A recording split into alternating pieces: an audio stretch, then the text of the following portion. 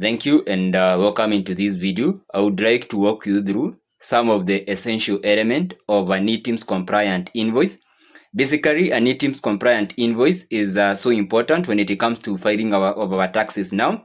As you notice, in order to be able to offset your gross turnover, you need to adjust it using fiscalized expenses. So that goes hand in hand the validation of invoices, which needs some details or some data in order to be validated either manually or automatically when filing your return. One of the requirements of an eTIMS compliant invoice is that an eTIMS compliant invoice must contain the KRA TIN of the supplier or the supplier TIN number. The third thing, it must contain the unique invoice number. The fourth thing, an eTIMS compliant invoice must contain the invoice date. Also, it must have an invoice description. Also, it must have the invoice amount, which is the price multiplied by the quantity of that invoice.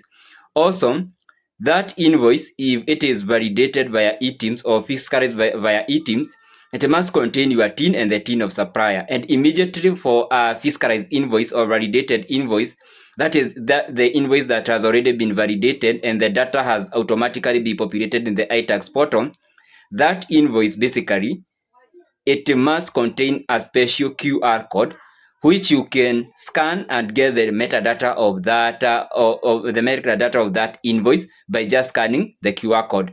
And that is the essential, also an essential element of an eTIMS validated invoice. It must contain a CU number, which is a control unit number, which is a unique number which you can check in the iTax portal and really check if that invoice is valid or it is non-valid. Therefore, invoice is also so important, is the only evidence which you can be able to produce in a court of law.